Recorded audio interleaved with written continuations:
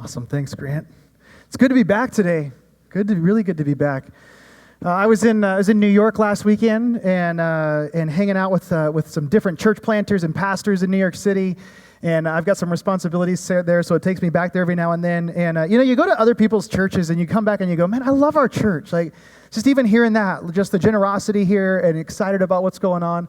I just absolutely love who we are as a church, and I miss it when I'm gone. I really genuinely do. Like, I come back and I'm like, man, I just love being here as a community of faith. It's so good just to be together. It was a crazy long week. It's like one of those weeks where I actually landed in New York on Thursday, and I had a meeting, like it felt like every 10 minutes, and so just like cramming all these different meetings in through the weekend and a lot of different things. Monday, Tuesday, really busy. Flew into town midnight Spokane time, which is 3 in the morning New York time. When you woke up at like 4 in the morning New York time, that's a long day, so I was really tired. Had a couple of really long days at the office, Wednesday and Thursday. Thursday night at 5, we moved.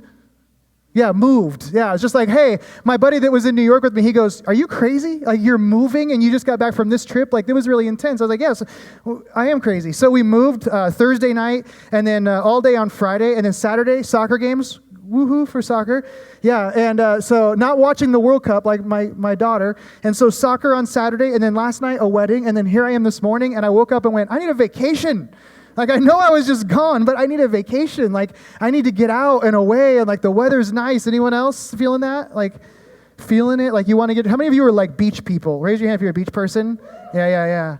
How about a lake person? You are a lake person. How about like a really nice resort with good food person? You're that person. Yeah. Some of you are raising your hand. You're just a vacation people. You're like, vacation. Anywhere but here. Yeah, I'll take it. Yeah, like, some of you, it's awesome. Suggestion for those of you that are vacation people, become a school teacher, right? Right, guys? Right? Woo!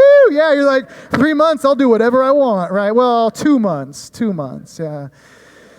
I love getting out. Like, for me, getting into the wilderness, like getting out and seeing trees and rocks and lakes, and that's just how I get rejuvenated. Years ago, we decided to go to Yosemite National Park. I'd always wanted to go there. So this was years ago. Morgan was like just about 3. And Maddie was getting ready for her first, or just past her first birthday, right? So we decided we're going to go to Yosemite. We lived in Phoenix, and we had this car. We had a 1979 Mercedes 240D. The D supposedly stood for diesel. I think it stood for dud. It was like, the D was for dang this car. It was don't ever buy one. The D stood for all kinds of things. I don't know that diesel was a part of it. So we had this 1979 Mercedes 240D. I swear it was like, did 0 to 60 in 7 minutes. Like, 7 minutes. Like, you're just, one time Sherry got a speeding ticket in this car here in Spokane. She's driving. I'm like, how? What did you do? Like, were you going like downhill with a rock? How did you get over the speed limit? It was so hard. Like, this thing was so slow, and it was a manual, so you're like, whang. Like, usually that's fun to drive, but not when you're in first gear for like 3 of the 7 minutes, right? We're just grinding this thing out. Come on, baby, you can go. And it was even worse because the air conditioning only blew cold when you were like over 60 or 65. So it was like 10 minutes before you ever got cold in the car, right? So we load up our kids, and we had a bike rack that we put on the back, and we looked like the Clampets, the Beverly Hillbillies. Like, we load all this stuff on the car, and we put the kids in, and I'm just like so excited about going to Yosemite. But it was like all preceded by hours upon hours of driving through the hot Arizona, California desert, right? And so we kind of head up the backside of Yosemite, kind of the backside through the desert, and we're coming over the back way into the park. And when we start to cross the gate, at this point, like, we're at our limit as a family, right? Like, the kids, the babies are hot and they're crying, and I just keep saying, like, put the pacifier in their mouth, we're going to make it, we're going to get there. You're just like in panic mode. And we get to the top, and I'm like, we are going to savor this moment. And so I pull out a George Winston CD. Some of you know George Winston, kind of like weird hippie instrumental music, and I'm just like, this is going to be so cool. We're going to listen to this really cool music as we drive in. So I put the music in. I'm like, shh, just listen to the music, just trying to like calm this moment down. And we're winding this back way in, and all of a sudden there's traffic. I'm like, you're in California when there's traffic in a national park, right? Like, I'm like, this is ridiculous. There's traffic, and everybody's hitting their brake lights. I'm like, get off your brakes, people. Let's drive, Like, the moment's getting ruined. And we round this corner, and as we come around this corner, all of a sudden, I see Yosemite Valley. Has anyone ever been there? Raise your hand if you've been there. You've seen it. Like, you round this corner, Guess who hit his brakes? This guy. Like, I slam on my brakes. I'm like, whoa, whoa, whoa. And Sherry's like, brakes. Come on, we got to keep going. This isn't a good place to stop. So we pull down around. We finally get to this place where I can get out and look. And this valley, unbelievable. Like, I mean, here's like Half Dome and El Capitan and these waterfalls and the trees. And like, I'm standing there and I'm looking from one side to the next. I'm just looking at this entire scene, absorbing it in. And maybe you've heard me tell this story or talk about this before. And the reason I will tell this story over and over again is because I will never forget that moment. I'll never forget standing there and seeing all of it 3D, in color, in person, right there. Like, that moment for me is frozen in time. There was just a memory that was made. Just something happened when I saw all of this in this grandeur, the beauty, just taking it in, absorbing it. What's interesting is that I'd seen it before in pictures.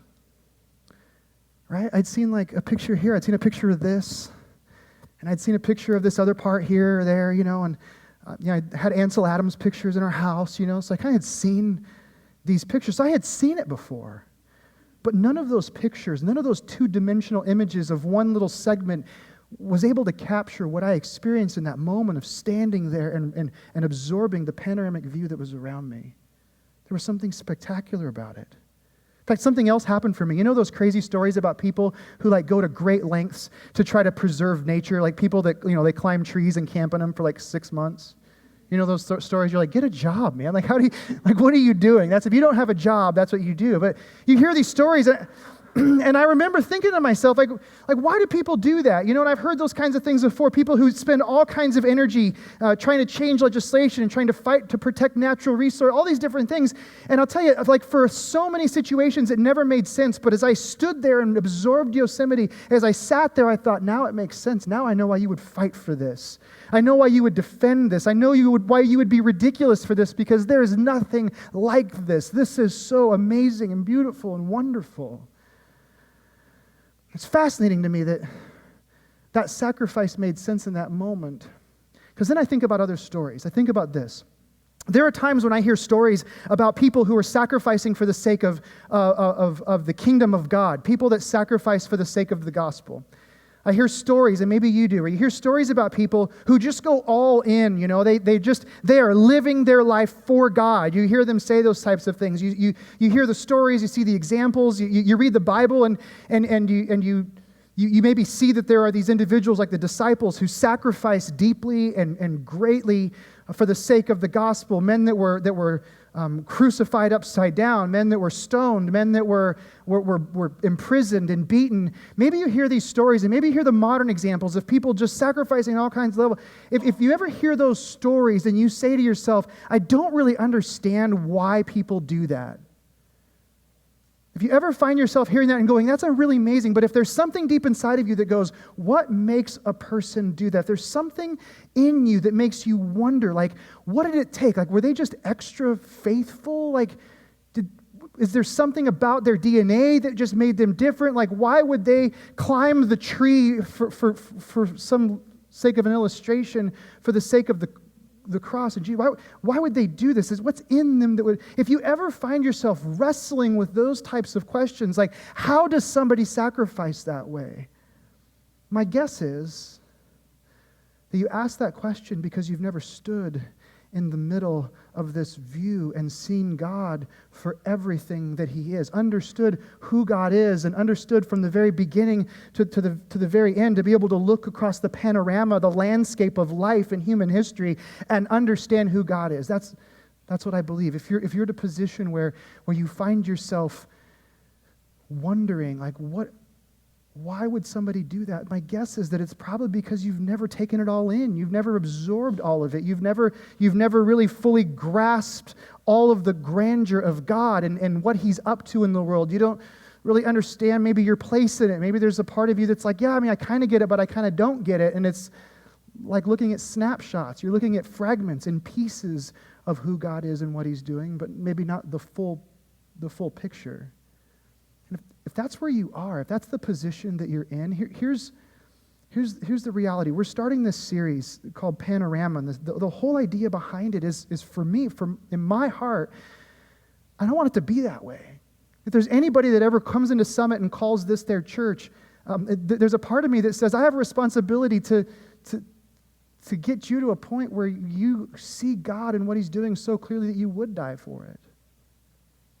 Sometimes I wonder, would we die for this? You know, I mean, is this all there is? Is this it? Would you die for this? Would you die for whatever it is we do for an hour on Sunday morning? Is this something that you would die for? This series is about us understanding, what is it that makes people do that? What is it that makes people live that kind of all-out life for God? How does that even happen? I believe it's when we see the whole picture. So that's what we want to do. We want to paint this whole picture. We want to see it. We want to see it clearly, and I want to do that. And I share that with you, but I also want to share with you that I haven't always been this way. My life, I think in some levels, I think my story is very interesting because in some levels it might be like your story. Where for me, I was born and raised in a really good home, really great people. In the first service, I said great twice because my parents were in the first service, and so I had to really emphasize that great part. But honestly, and my dad was up here last week for Father's Day, and you got a good relationship with your dad when you let him come up here when he could just wreak havoc in my life. But I grew up in a great home. My parents became Christians in the middle of life, and when they made the decision to follow Christ, they went all in. They were those people that they just threw everything they had at Christianity, at their faith. They just said, we are 100% in this thing. And so there was this kind of radical thing that happened in my home. There was this transition that took place. And I'll just say this. If you were to look at me when I was a kid, 9, 10 years old, or 12 years old, or 16 years old, here's what you'd have said. You looked at me and you'd have said, that's a really good kid. In fact, my wife still doesn't believe my parents say I never really got in much trouble. When I was younger, I did, and I made up for it in college. But if you looked at me, you'd go, you know what, he's a pretty good kid. He's a good kid. He goes to church. He's got mediocre knowledge of the Bible. He seems to have some sort of faith. The reality was really something very different. It was this. When I got away to college, all of a sudden there was this crisis for me in college when I realized I don't have any faith at all. I believe certain things intellectually, but there is no relationship with God. And so when you press me to say, when did this whole faith thing get real? It was when I was in college. I realized it. For the first time, I examined my life and my heart, and I was like, man, there's really something missing in me. And so there's a shift that takes place, right? So what do? I make the decision to get really involved in a college ministry. And so I jump in, and I'm friends with the college pastor, and I'm going on these short-term mission trips, and I'm hanging out with all these other church, college people, and we're hanging out and playing guitars and worshiping like hippies, and it was all new to me because now there was no organ and piano. It was just kind of fun, and in fact, met my wife in that context, in this kind of getting all involved in church thing, and I was really good at it. I got good at it. I got good at looking right and talking right and hanging out with the right people and doing all these different things, and I just want to be very, very sincere and very clear. It was really important in my life. Really critical season in my life where I was experiencing really, for the first time, the glory of God. I started to understand who He was. I understood the personal dynamic of our relationship. And so I was having these incredible moments, these incredible experiences as a part of this church-type environment. The problem was that I was working construction at the time. So I wake up on Monday morning, and now I'm going from this crazy awesome time together on Sunday, and Monday morning I'm waking up and I'm swinging hammers, listening to classic rock, and eating pie for lunch. That's because we did. We ate pie every day for lunch. It was awesome. But that's my life, and so I'm having these really rad moments with God, and my life is growing, and then I'm waking up and I'm groggy and I'm swinging, and it's what? And I remember asking myself this question: what does this that we're doing have to do with that? There was this tension that exists. What is this whole thing? What is this crazy hour we do on Sunday together? It's 2 hours, however long we rope you into being here. Today longer than most. I'm just kidding. What does this have to do with that? What does this have to do with swinging hammers and eating pie for lunch? What is it? What was the connection? Suddenly I began to realize, yes, I was growing in my faith, but there was this disconnect between my faith and this life I was living. And so here's what I did. You're going to love this. I decided to become a pastor. No joke. Half of you can leave now because that's your pastor's call to ministry, right? Because this is what I figured. I was you know what? this kind of sucks. Like, that's great. So I want to do this all the time. And so that's what I did. Decided I'm going to be a pastor, and I'm going to create really great experiences for people. I'm going to be as involved in this world as I possibly can. I'm going to keep doing things. And that was really good, because now I didn't have to live with what is this all about? Now this was about this. And so I started getting better at this. I can look back on my life and say I got better at getting people in a room together. I got better at putting things together by creating an experience where people could encounter God. We could talk about their faith. We could grow people in their faith. We could do all these things. And then suddenly, and I did this for year after year after year, and then suddenly there was this moment when I was faced with a reality, and that was that for 99.9% of the people that I was talking to, they were asking the same question that I was asking way back when. What does this have to do with that? You want to know why we're not motivated to die for this? It's because we don't know how this... Like, somebody walks in today and says, you guys can't do this anymore, we're going to kill you all. We go, okay, we'll go somewhere else. Like, this isn't that big of a deal. It's an hour, we hang out. Like, because we don't really know how this really relates to that. There's no connection. We'll figure it out. We'll go meet in a park somewhere. I don't know, because this isn't that big of a deal. It's just an hour on Sunday. I remember running across this quote, and I want to share it with you. But this captured the challenge and summed it up for me so well. Dorothy Sayers said these words. She said, "How can anyone remain interested in a religion that seems to have no concern with 9/10 of life?" This is a real crisis for us. This is a real crisis, and for some of you, the reason that you're kind of mildly interested or maybe somewhat bored sometimes, even with your faith, or maybe just even asking the question, like, what does this look like on Wednesday or Thursday? The question is that all we've ever learned to do is engage our faith for an hour on Sunday, and 9/10 of life gets ignored by our faith. This is how I feel sometimes. You ever walked into? I love going to movies. To me, like, my motto is, if it's an action movie, I'm going to see it in the theater. If it's like a tearjerker movie, I'm not going to see it. Okay, there's no need for that kind of thing. Dramas I'll watch at home because you don't need the big screen. But action movies, you want to be in the theater for an action movie, right? Like, you want the sound, the big screen, the whole thing. Have you ever gone to a movie and, like, no matter how hard you tried to get everybody to get there on time, you ended up late? Anybody ever been late to a movie before? Like, you walk in and the movie's going, like, that is the most, raise your hand if you've ever been there. Like, come on. So the most frustrating thing in the world, because you come in, not only are you going to make everybody else mad as you're coming across them in the row, you're like, pardon me, excuse me. You finally sit down, and when you sit down, if the story's already started, you find yourself looking at the screen and you're trying to figure out what's going on, right? Like, you're looking up there and you're going, okay, what's happening? And you're just kind of in a spot. And then there's this point, if it's like an action type movie, you figure it out. You go, okay, that guy, that's the hero. And those are the people that are getting saved by the hero. And, okay, I guess I'll kind of hang out. And so we're really bright people. We can figure it out. Most of us can walk into a movie. We can be 25, 30 minutes late. Some of us even an hour. You can start a movie that late, and you can figure out the basic plot, right? You kind of go, yeah, this is good. I'm kind of getting it. The problem is that when you come in late to a movie, you never get it like the person who got it from the beginning, right?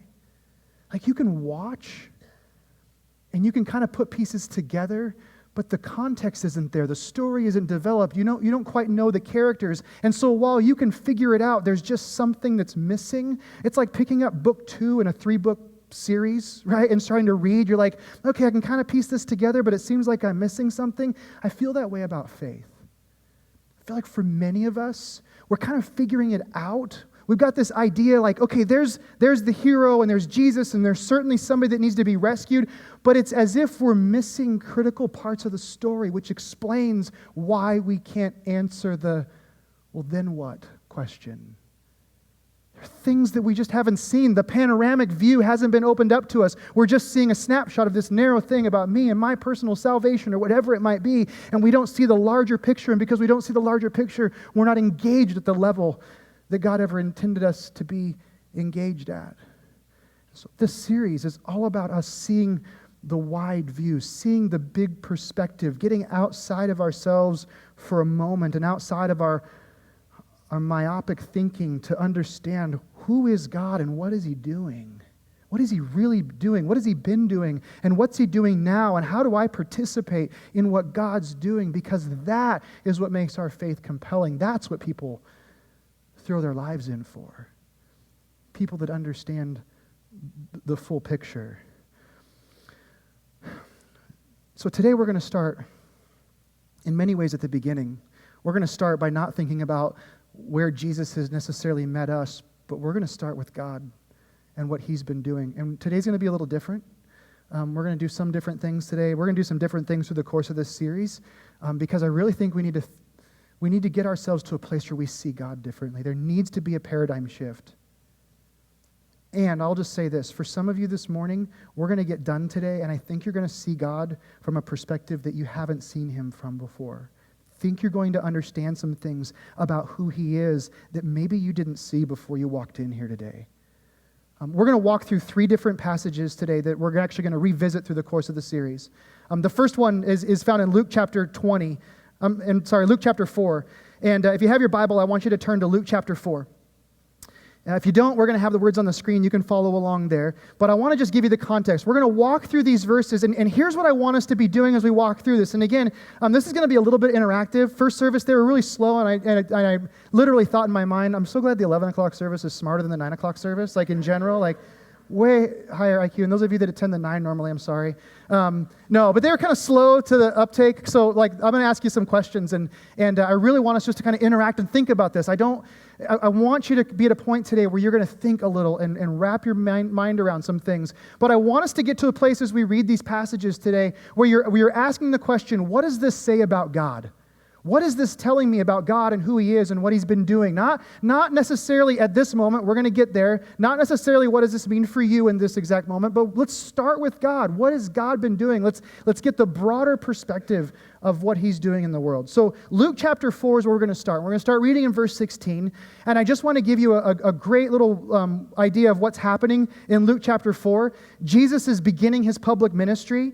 Now, Jesus actually, we read about the wedding at Cana where he performed a miracle. What we read about in Luke chapter 4 is the first time Jesus stands up in a synagogue and starts teaching. It's shortly after the time that Jesus had gone for 40 days into the desert, was tempted by the devil. He comes out of that time. He returns to his familiar territory, and then this is what we hear from Jesus. And this is really insightful, and you just need to look at what it's telling us about God, about Jesus, about this whole thing of our faith that we're a part of, okay? Verse 16 says that he came to Nazareth, where he had been brought up, and as was his custom, he went to the synagogue on the Sabbath day, and he stood up to read.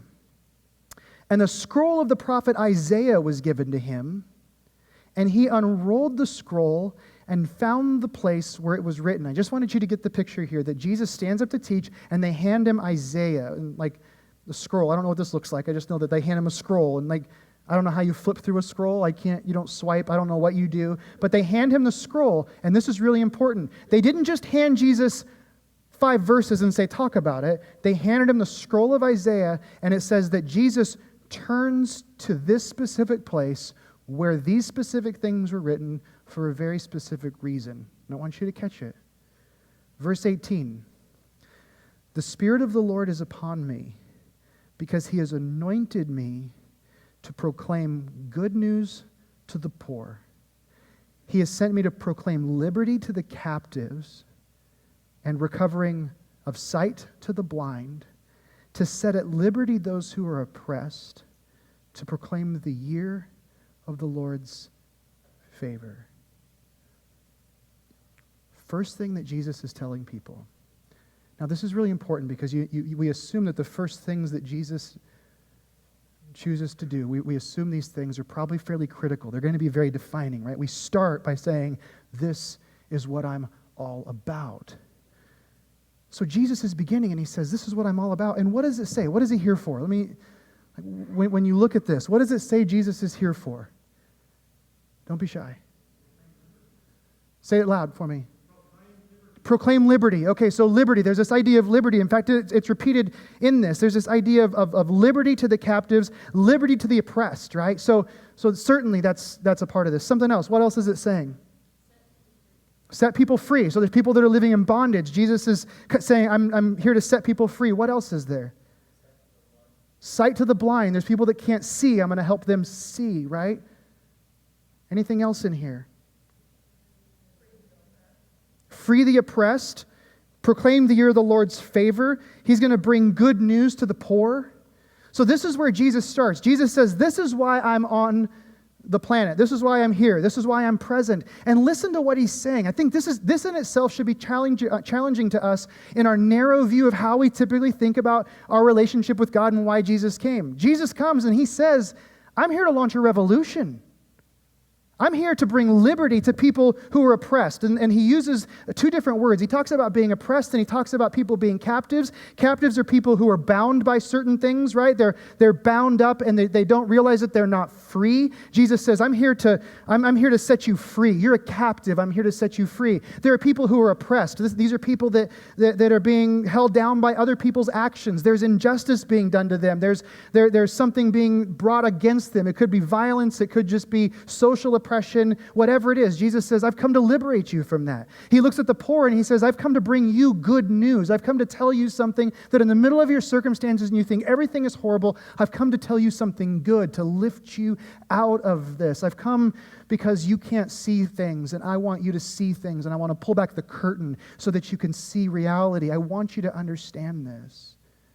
When you read this and you look, you go, wait, like Jesus is saying, I am here for all of this. Like there's this broad scope of everything that Jesus is saying.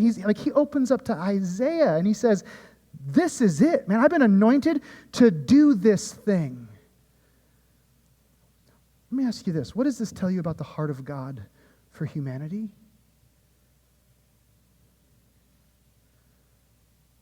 He loves us, doesn't he?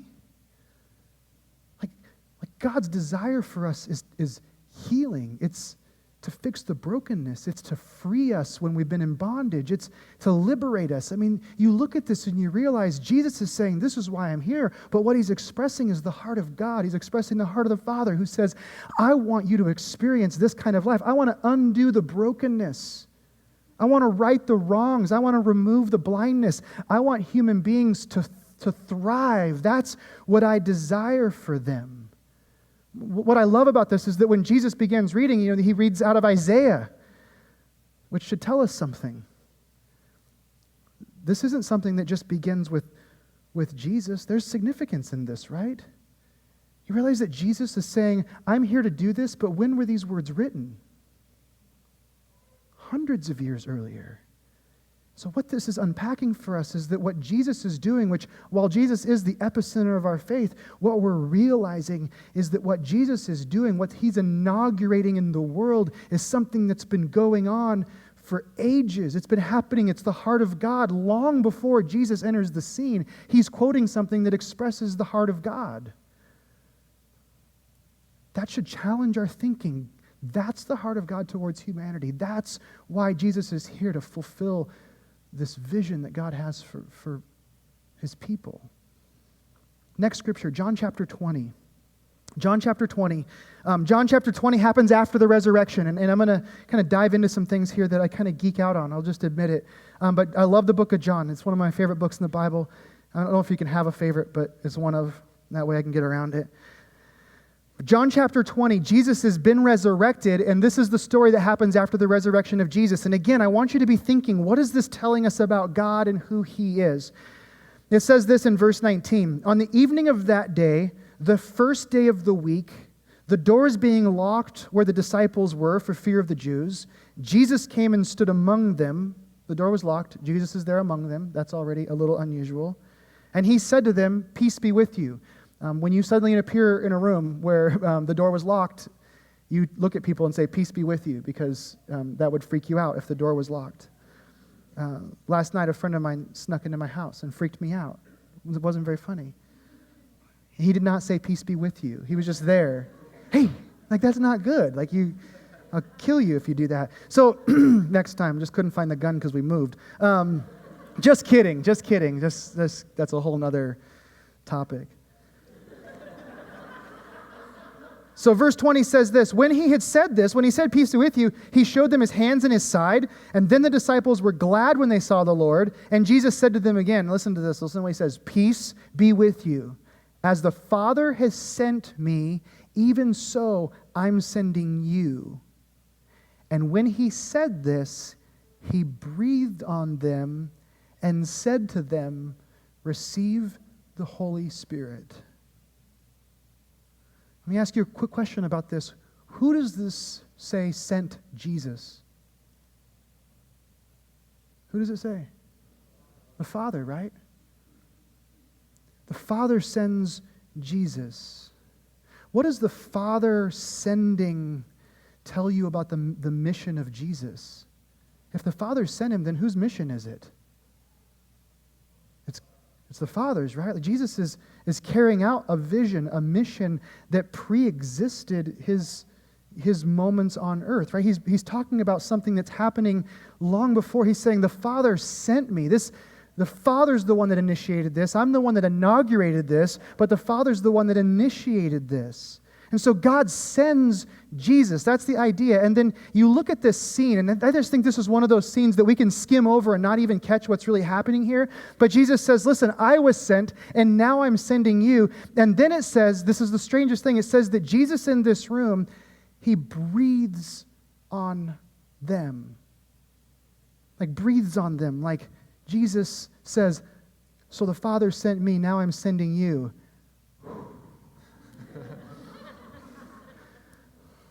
And I got bad breath, right? Imagine the kind of breath you have after 3 days in the grave, right? Like you think morning breath is bad, like morning and coffee? Like Jesus does the breath check with the disciples, right? Like Jesus steps up to them and he says, so the Father sent me in this mission, now I'm sending you. And then he breathes, and they're probably like, whoa, God, like, can't you do something about that, right? This idea of breathing, what's it remind you of? Breathing. Creation, right? Creation. When you look at the Old Testament, breathing is how the Old Testament begins in Genesis, right? God is breathing life into creation. God breathes life, and there's life. And now we have Jesus breathing intentionally on his disciples. What's fascinating is when you look at the book of John and you see how it starts. John chapter 1, verse 1, he begins with creation. The story of the book of John is a story about creation and new creation. And in John chapter 1, it says, in the beginning was the Word, and the Word was with God, and the Word was God. The beginning, creation, breathing, and this is the part that I geek out on, but John starts with creation, and then John records 7 miracles in his gospel, which is fascinating because the number 7 to any Jewish thinker always related to creation. So John starts with creation, and then he intentionally tells 7 miracle stories, which everybody in that culture would have been picking up, that there's 7 of these stories all point into creation. And then Jesus is crucified, and then Jesus is resurrected, and there's an 8th miracle. And the 8th miracle happens on the 8th day. It happens on the first day of a new week. And so John starts with the first week of creation, and then he has this 8th miracle that inaugurates and initiates a new week of creation. Jesus is resurrected, and Jesus in the Bible is called the firstborn of the new creation. Jesus initiates a new kind of creation, and now he steps to his disciples and he breathes on them and says, in the same way that the Father sent me to recreate this, to start a new creation, now I'm sending you. And he breathes and says, you, go. Go. I'm sending you. I'm inviting you to participate in this with me. This is unbelievable stuff. This is the kind of stuff that when you sit back, you realize this is the perspective that I haven't had when I've been looking at my faith and the gospel and the message of Jesus. This is massive. God has a mission, there's this reality of what he's doing in the world, and he's inviting us to participate. There's one more. I want to look at one in the Old Testament. And here's why. Because I think we can get that Jesus has a mission, but I think it's really important that we understand that God has always had a mission. Jeremiah chapter 29, if you have your Bible, flip over to there. Jeremiah chapter 29 is really fascinating. I think it's really challenging. And here's why. I think for a lot of people, and you see this throughout human history, and especially the church in human history, there's this tendency for people who are aligned with God through faith in Jesus Christ. They get to a point where they become essentially sort of a puritanical culture, where they say, our responsibility is to preserve the goodness, and so we are going to put walls up around our community of faith. We're going to all live in this kind of clan-type environment, and we're not going to let other people in unless they, agree to look and act like we do, and we're not going to go out for fear that we might get dirty. Right? And so that has been the history. And so you look throughout church history and human history, and Christians have always kind of had this ebb and flow of running away and hiding out from the world. Now, what's interesting is that's not something that started with the church. It's actually something that started with Israel. And Jeremiah chapter 29 actually unpacks this reality. In Jeremiah 29, there's a tension that's existing because the people of Israel have been conquered by the nation of Babylon. Babylon had this brilliant plan. They knew that if they were going to be successful as an empire, they needed to eradicate every other culture that would be opposed to them. Their way of eradicating those cultures was to go into a city or to go into a particular region, grab all of the educated, the elite, the wealthy, the young, the upwardly mobile. They would drag them off to their capital, to Babylon, and then they would assimilate them or integrate them into their culture so that they would become one homogeneous culture. That culture would lose their identity as they became a part of the Babylonian city. The people of Israel had been conquered by Babylon. They've been dragged off to this city. All of the leaders, all of the influencers, they've been brought to this place. And now the elders of Israel are saying, stay away. Like, I know we have to go buy groceries, and I know we have to go work our jobs, and we have to feed our families, but they made the decision to live on the outskirts of the city and to form a sort of ghetto where they could be removed from the city of Babylon and not engage. And so this tension exists, and then God sends this message through Jeremiah. And Jeremiah chapter 29 is what God has to say about this reality that's taking place. And this is fascinating. Look at what it says in Jeremiah 29, verse 4. Thus says the Lord of hosts, the God of Israel, to all the exiles whom I've sent into exile from Jerusalem to Babylon. Pause right there really quick. Don't go too far. Thus says the Lord of hosts, the God of Israel, to all the exiles, and then what does it say? Whom I have sent into exile from Jerusalem to Babylon. People of Israel thinking like something's going wrong, and so now we've been brought to this place and we just need to hold out until God saves us and puts us back. And look what God says. He goes, no, you are an exiled people. You are an exiled people. I actually brought you here on purpose to live as exiles in this place. Radical shift in thinking. This isn't about God preserving and protecting us. God brought us here. And then listen to what he says in the next verses. Verse 5, he says, build houses and live in them. Plant gardens and eat their produce. Take wives and have sons and daughters. Take wives for your sons and give your daughters in marriage, that they may bear sons and daughters. Multiply there and do not decrease. He's saying, I want you to thrive there. I want you to thrive as exiles. And then listen to what he says next. But seek the welfare, the shalom, the peace of the city where I have sent you into exile, and pray to the Lord on its behalf. For in its welfare you will find your welfare. And then he kind of confronts this tension that exists. For thus says the Lord of hosts, the God of Israel, do not let your prophets and your diviners who are among you deceive you, and do not listen to the dreams that they dream, for it's a lie that they are prophesying to you in my name. I did not send them, declares the Lord. I never told you to separate yourselves from them. I told you to engage. It's an unbelievable picture. What is God asking them to do? He says, I want you to seek the peace of the city. I want you to seek the shalom. It's this Hebrew word that encompasses human flourishing on every level. It's this idea that the people of Israel should be living in such a way that injustice is being undone, that people that are being oppressed are being liberated from their oppression. People that are captives are no longer captives. People that are blinded and unaware of even spiritual blindness or spiritual realities, that those blinders are removed. You understand the same thing that Jesus is talking about in Isaiah when he's quoting that in Luke chapter 4 is what God's expressing in Jeremiah chapter 29. I have a vision for people. I have a vision for humanity. It's flourishing.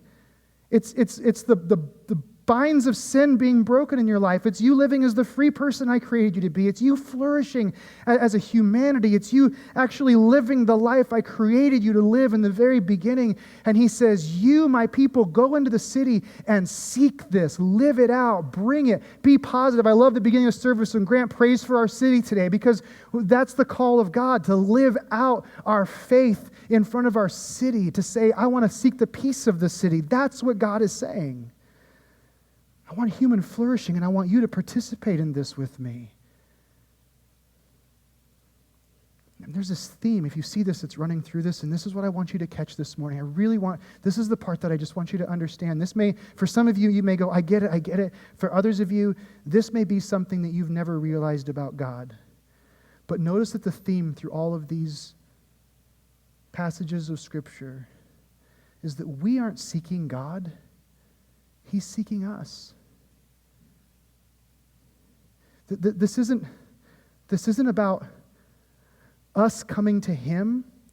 All of this is about God coming to us. This isn't us trying to figure out God. This is God trying to figure us. This is like God's pursuing us. He's after us. He's engaging us. There's this term, a Latin term, that's used to describe this idea, the mission of God. It's called the Missio Dei. It's something that we've lost perspective of in the world today, and especially in our American culture. The Missio Dei, the mission of God. It's this reality that God is on mission. God has a hope for humanity, and it doesn't just all wrap up and end neatly in this nice little package that says personal salvation. Oh, you believe? Great. Now just kind of live the American dream, your suburban life, and everything will be good. We know that's not good.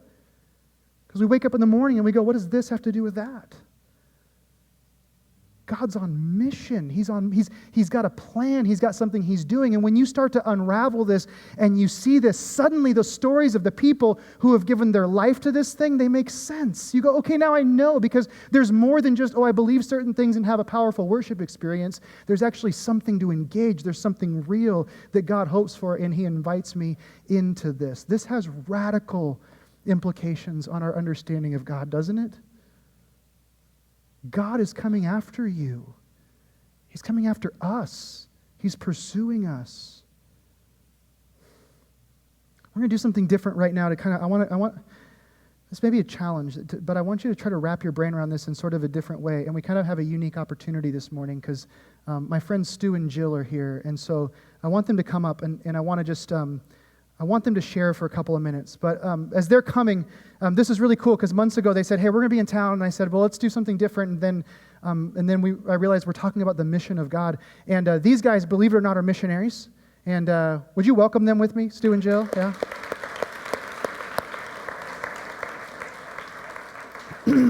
I said this in the last service, but gone are the days when missionaries show up at a church with pocket protectors and slideshows, right? Where it's like, now they show up with man beards and like streaks in hair and stuff like that. So anyway, sorry, Jill. Yeah. So these guys are in Chiang Mai, Thailand, and they're actually missionaries that we support as a church. So and this is in many ways kind of home. You guys have a lot of family at Summit, and then Spokane is home, and you guys still have a house here, and yet you live in Thailand. And I wanted them to come for a couple of reasons. One of them is I want you just to kind of hear some of what it's like to be sent and to go and to do what they're doing. And you guys are awesome. In fact, my kids last night were in the car, and I said, yeah, Stu and Jill are here. The Stu and Jill are here. They got all excited. I'm like, you guys are like rock stars, Chiang Mai rock stars. You guys should get a big shirt in Chiang Mai that says we're a big deal in Spokane, and like walk around like, hey, yeah. So I want you guys to unpack for us and just share a little bit of what it means to go, because I think that's part of this whole idea of God being on mission, God sending, God going. How did you guys come to the place where you went instead of stay? Because I think that's a challenge sometimes to wrap our brain around, and I just want to catch some of that. I think for both of us, it was on short-term mission trips. That's when we saw there's a big world out there with big needs. And I remember being 16 and in Brazil and saying, God, if you want to use me here, go ahead. Whatever you want. All I need is my water bottle and a hammock, and I'm good. It's like, this is going to be great. And so I went and got some training after high school in Wisconsin, and that's where we met. Because Wisconsin's the place to go for that. Yeah. Cheese and training to live in a foreign culture. Yeah. How about Fireworks. you, Stu? Yeah. Fireworks. Fireworks, yeah. I don't know, mine was a little weirder maybe because my dad read me some of those gruesome missionary martyrdom stories when I was a little kid. And in a weird way, I thought that would be cool, they could make an action movie about me someday, how I went off and got killed in the jungles. And I also had a strange problem of liking reptiles when I was little and never really grew out of it. So I thought, I could be a missionary, but I could also, on the side, I could do a little reptile wrangling. And Washington isn't really the place for that. So the Lord will call me to the tropics, I'm sure, because that's it's like where I the need to be. Steve Irwin of the missions world. Yeah. It's like Crikey, look at the size of that one. Yeah. A little TV show on the side or something. But when I was older, I went overseas, and I guess I got the chance to see what it looked like for other cultures to interact with Christ and see the changes, the positive changes. And I got pretty excited about that, as a more mature, slightly more mature adult, seeing that and, getting excited about being a part of that. So that's where it started. And so we eventually got married, and we were in Spokane at that time, and we still knew missions was what God wanted us to do. But then we went, well, it's a big mission field out there. What are we actually going to do?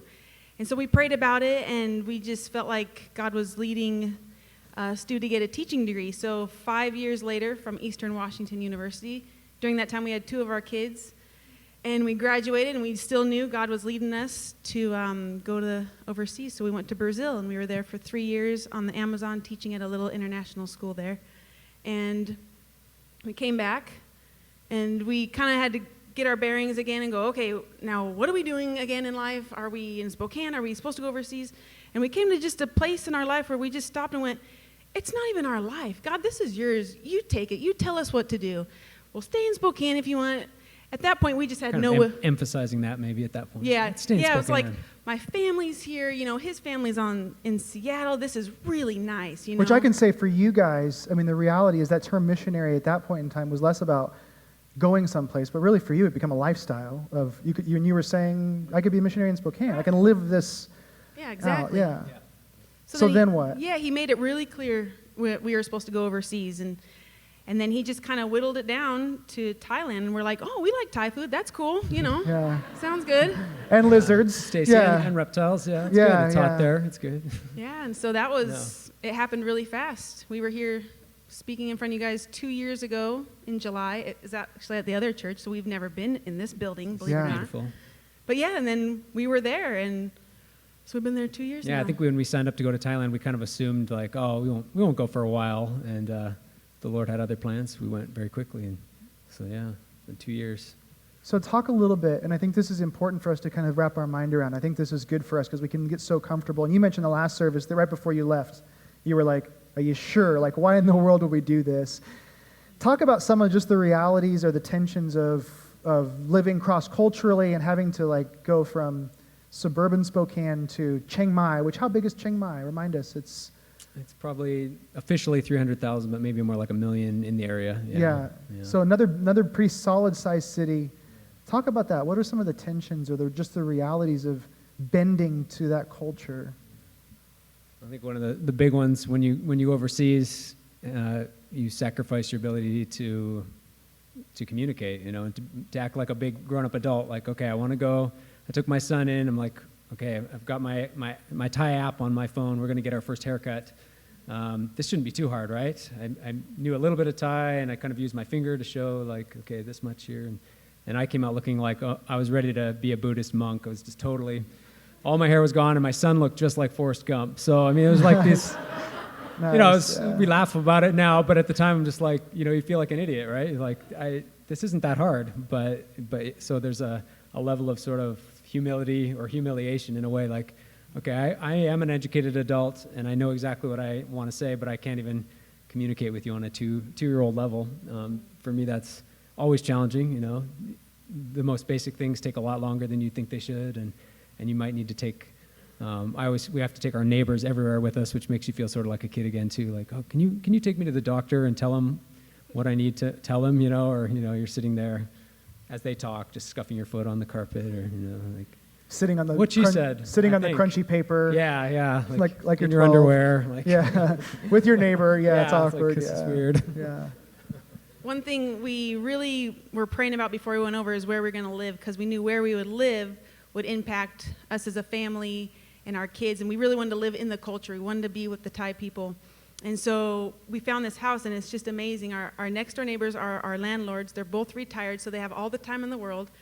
And it's great. They're Buddhists. They have their little shrine in the corner, and we're just able to interact on a daily basis with them. They see me in the morning, wrangling my kids, talking strongly to them to get in the car.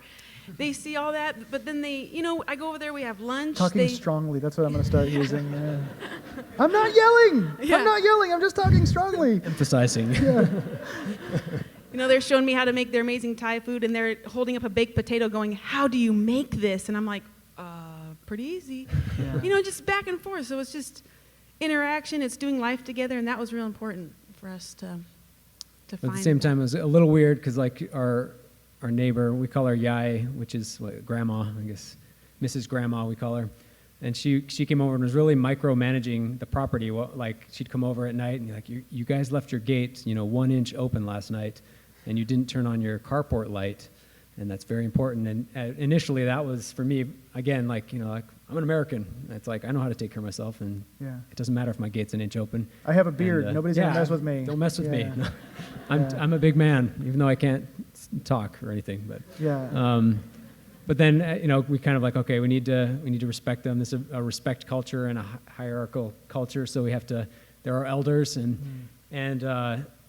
So we rolled with that, and later we realized like this is all part of the spirit world for them, and it's if we'd have scoffed at that or kind of like it's no big deal, that would have probably destroyed some of our chances. So little things like that, like we realize, are huge, and we're glad the spirit gave us the ability to see that, I guess. Yeah.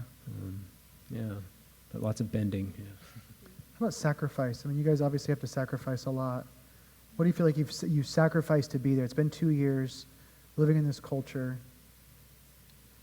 I think just when I went there, I didn't know what food to buy, where to buy it, when to buy it. Sometimes they close down stores at certain hours. I didn't know where to get mattresses.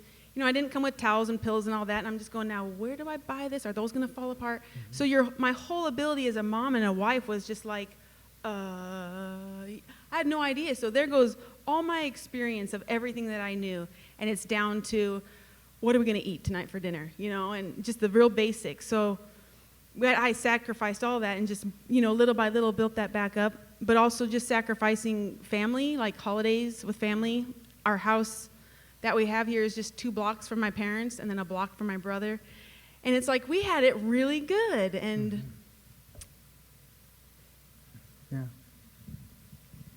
And maybe some of the other things we think with sacrificing with our kids, just seeing your kids kind of be uprooted and then have to get into a whole new culture, it's hard to see them struggle, and that's big too. It took us a lot of, it takes extra support for everyone. And then Thai food has been a big sacrifice. Yeah, we love it, but we our love stomachs Thai don't. food, but I mean, and Thai bamboo, that's pretty good, but you consistently eat Thai food in Thailand, and it seems like you get what they call Thai tummy, which is a nice euphemism for feeling sick half the time, I guess. So, and again, some embarrassing cultural moments when you're crunching on something that was in your soup and you don't know what it is, and then you look over and you realize like all the Thai people are not eating that. They've like put it on a napkin, and you're like, oh, I wasn't supposed to. You've got a crab claw stuck in your gums at that point or something, and like, okay. But, unbelievable. Yeah. But it's a daily, there's daily sacrifices and daily surprises, and yet we feel like God he's proved himself every time. And it's been a very difficult 2 years physically and just challenging living, but we wouldn't trade it. We've been able to see God work. And there was a time there where we were praying, we're like, God, I think we're tracking with you. We don't need more problems. We don't need more health problems. We don't need that kind of stuff. And then to realize that he's using this to make us shine brighter and for us to seek him more purely. And so that was encouraging. Yeah. You guys there's ways to get in touch with you guys. And one of the reasons I wanted to be here is so you guys could kind of hear what's going on in their world and their life. They're on Instagram. You can follow them on Instagram. And trust me, there's lots of lizard pictures, lizards, motorcycles, and things like that. But You can follow these guys on Instagram and kind of hear more. And I just want them to come, also just because they're part of our family, and just wanted them to have a weekend where they could share a little bit, be encouraged. Stu mentioned last week, there's not a lot of hugging that goes on in Thai culture, so we hug, especially because I made her cry. That's special, yeah. Yeah, I forgive you. Hugs are special. So would you give these guys a hand? Thanks for coming. They're going to be hanging out after the service.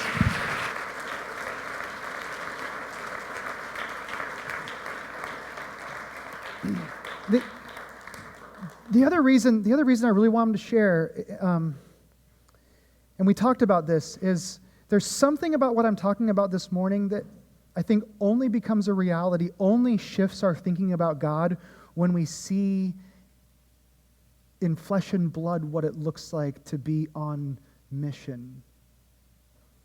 But in the same way that these guys have uprooted and gone to this place for the sake of a culture, because of a dream and a hope for those people, in the same way, what we're unpacking is this reality that our God has done the same thing for us.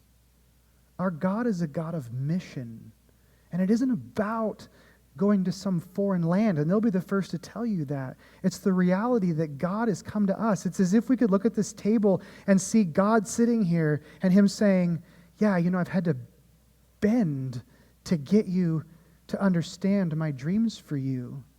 I've had to come alongside of you. I've had to be creative. I've had to do things to try to do this. But most of all, he says, I've sacrificed for you. I've given my son for you so that you would know me, so that you could be a part of this with me.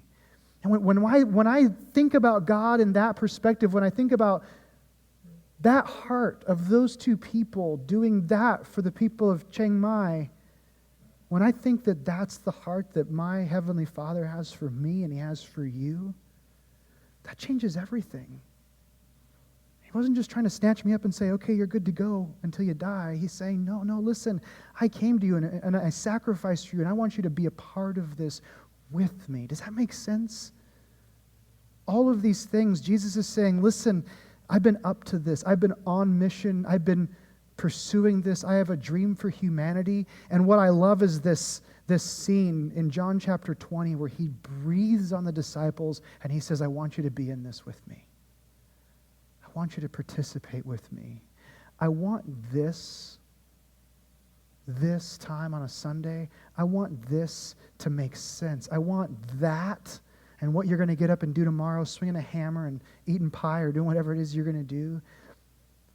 I want that to make sense. I want that to come to life. In fact, this is what's fascinating for me. Do you realize that most of the stories of Jesus that we're most compelled with, the stories that we love, they didn't happen during a Sunday morning service at a church. They happened as Jesus was out living the mission that he invites us to live. You stand with me? Let me pray for you. May you be men and women who understand that the mission of God is far more grand than you ever imagined.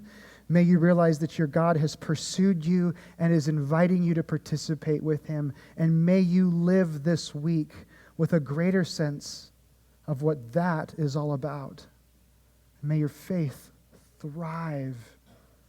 May you be the kind of person who fully understands that God has called you into a world where you can bring about change. Amen.